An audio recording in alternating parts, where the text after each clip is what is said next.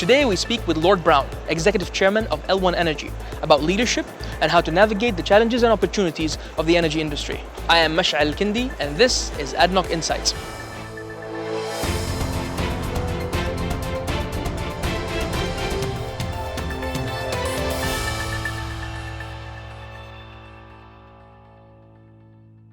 Thank you for joining us, Lord Browne.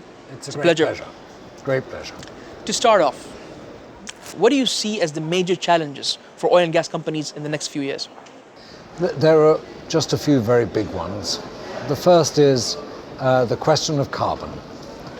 I think everybody is looking at the oil and gas industry to say, you're the culprit. Fossil fuels have created too much CO2 in the atmosphere. You must do something about it. And I have to say I agree with them. I've agreed with them since 1997 when I started the progress in this area. So something really must be done. It's not just the oil and gas industry, it's public policy as well, of course. You can't force people to do things that are totally uneconomic. But carbon will be around for a long time, fossil fuel will be around for a long time, so it must be captured, stored or used. And for that, we have the technologies, we have the engineering, we now need the incentives, the public policy incentives. So I regard that's the biggest challenge. The second biggest challenge is keeping the goodwill of investors. The oil and gas industry has not had a very good track record on returns. It spent a lot of time chasing unnecessary and expensive barrels and making very little money. That's got to stop. And secondly, it's got to be responsive to its stakeholders. So it's carbon, it's the environment, and to keep them involved and behind you is the key challenge for the future. Now, many oil and gas companies are moving to other energy areas, such as renewables, power generation. How do you see this trend evolving? And do you think this is the right strategy to follow? Well, at the moment, I would classify it as a very big experiment. Investing in venture, so that by its definition is experimental. I mean, you don't know whether it's going to work or not. And renewables is not experimental, it's a real business. But it's a very big business and the oil and gas companies are part of it as they are part of power generation. So I think everyone is trying to experiment, prove a concept, if you will, about a future strategy. Oil and gas big companies have great skills. They have skills in project management, in management generally, in engineering technologies. And so the question is an open question, is can they deploy these in a way which makes sense outside their core business of producing oil and gas, refining it and marketing it?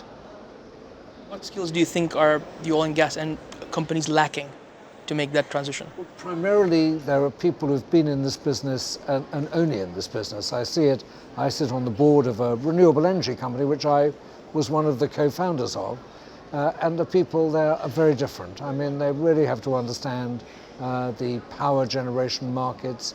They are very accurate in the way in which they do projects, understanding meteorology, for example.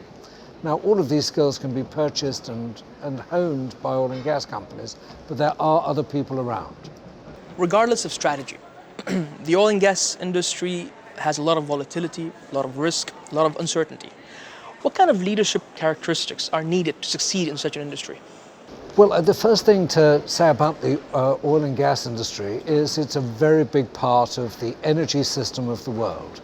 And the energy system of the world is essential for all future progress, has been and will continue to be. It's a foundation of civilization. So I believe that leaders need to understand that and understand that they're not really just producing oil and gas. They're producing the means whereby to give people light, heat, cool when necessary, and mobility. It's a very powerful lever. And if you fail to recognize your purpose, I think you'll do the wrong thing. So they need to understand that. The second, like all leaders, they need to, I believe, understand how to include as many people into a decision as possible. Inclusiveness is essential when you have a very complex set of stakeholders, which you do in oil and gas. And third, they need to be role models to the people inside their companies so that they can inspire people to come and join the oil and gas industry rather than go to join Google or Apple. I like to think people should come to the Permian Basin rather than going to Palo Alto. That was actually going to be my next question. I mean, so how do you attract that kind of world-class talent? And then once you do, how do you retain it? I believe you have to have the right purpose. You know, when you're doing something which is great for humanity and in line with humanity, people will come with you because the challenges are extraordinary. Everyone loves to solve a problem, and they love to solve a problem which is good for human beings. So I believe that if you can get that right, then people will come. I remember when I was running BP, when we really said we're going to do something that would step out of not just petroleum, but we were going to think beyond petroleum, we had a lot of very extraordinary people join us, and people who would probably otherwise have gone elsewhere.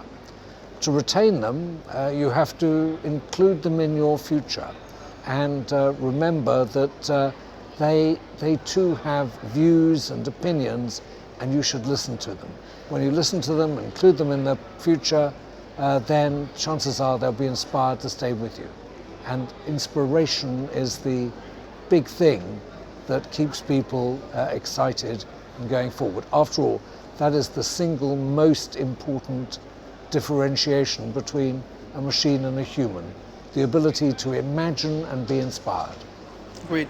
So based on your leadership journey, what advice would you give to young aspiring leaders of today to become champions of the industry tomorrow?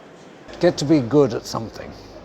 Don't imagine that you should be good at everything immediately, but get renowned at solving a problem at something. But then look wider. Remember that decisions are made by people who think about whether things should be done, not just whether they can be done. And remember that. Remember that you always have to test your purpose. Think about what you're doing, not just for yourself, but for the world, and think about what limits you, both in skills, make those better, and in ethical values. Lord Browne, it was an absolute pleasure to have you. Thank you very much for your valuable insights. Great pleasure.